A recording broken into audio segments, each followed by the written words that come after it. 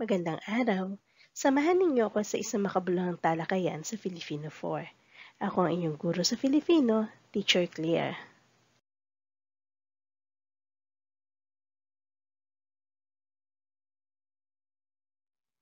Para sa ating paksa ngayong ika-8 linggo, tatalakayin natin na wastong gamit ng pandiwa, pang-abay at pang-uri.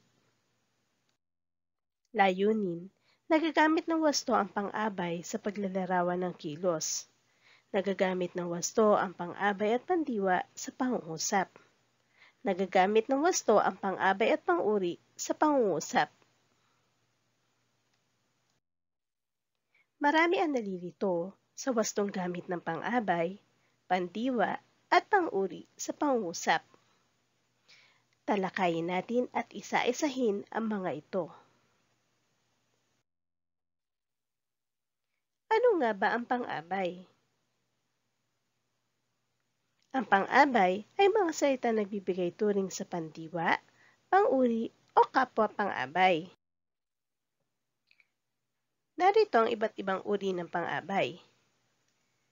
Pang-abay na pamanahon, pang-abay na panlunan, pang-abay na pamaraan, at pang-abay na panggaano. Pang-abay na pamanahon.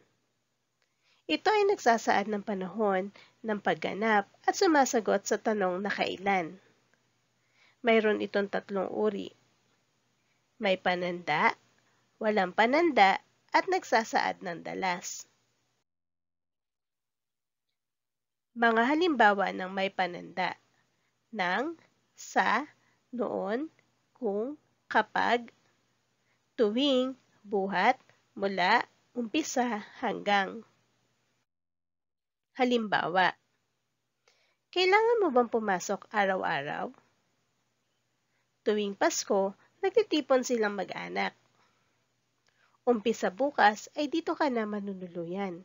Kung mapapansin natin, ang mga salitang nakasulat ng kulay asul ay ang mga salitang tumutukoy sa pang-abay na pamanahon.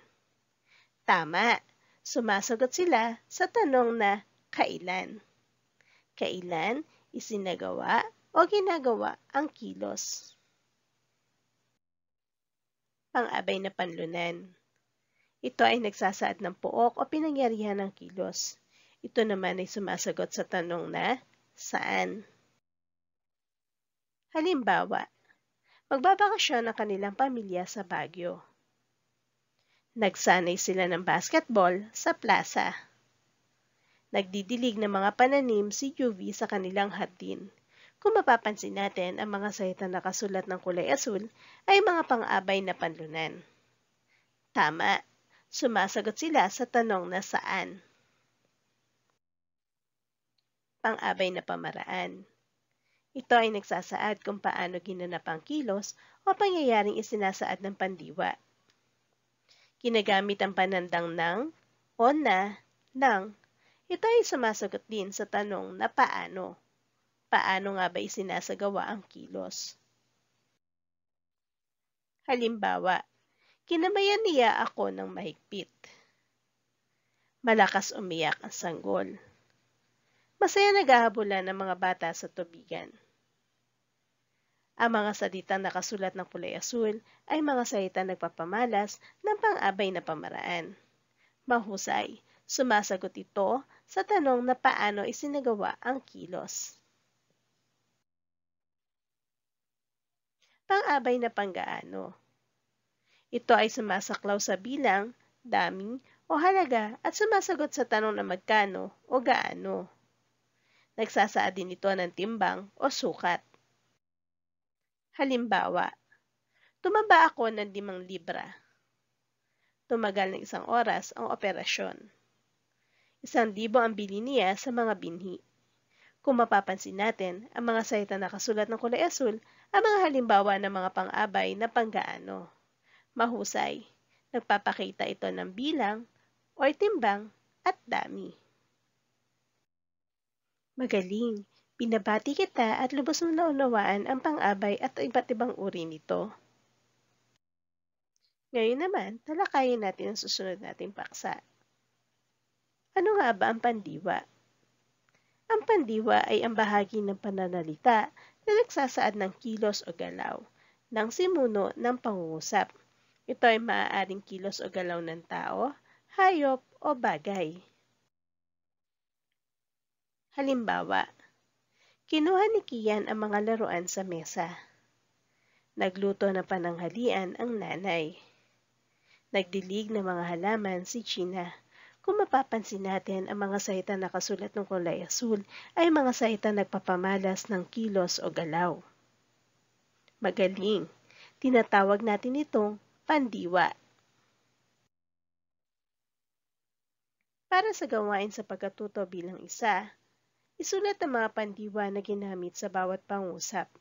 Isulat ang inyong sagot sa sagutang papel. Kung wala ng katanungan, dadako tayo sa susunod nating aralin. Ano ang pang-uri? Ito ay bahagi ng pananalita na nagbibigay turing sa ngalan ng tao, bagay, hayop, pangyayari, lugar, kilos at oras. Kadalasan, ginagamit ito upang mas bigyan linaw ang isang pangalan. Ang pang-uri ay tumutukoy sa katangian, kulay, bilang o dami, sukat o laki, hugis at uri.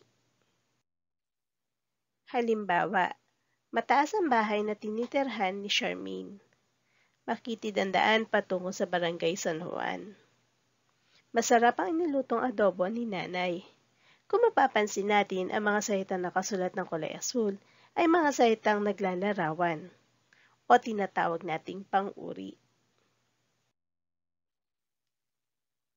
Para sa gawain sa pagkatuto bilang 3, isulat sapat lang ang salitang may salungguhit kung ito ay ginagamit bilang pang-uri o pang-abay.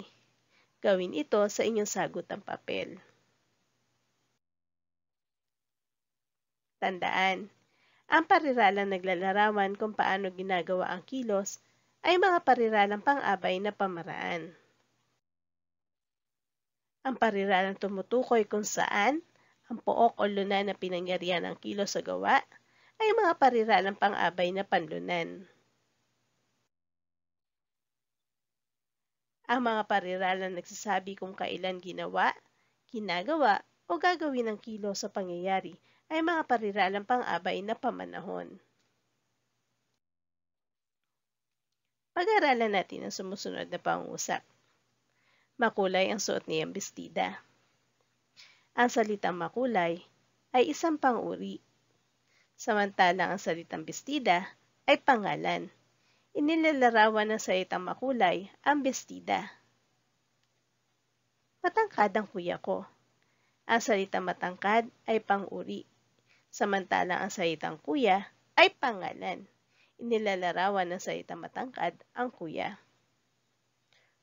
Kung susuriin natin, ang ibinigay na halimbawa ay ginamit bilang pang-uri. Dahil ang binibigyan turing nito ay ang mga pangalan. Pag-aralan natin ang sumusunod na pangusap.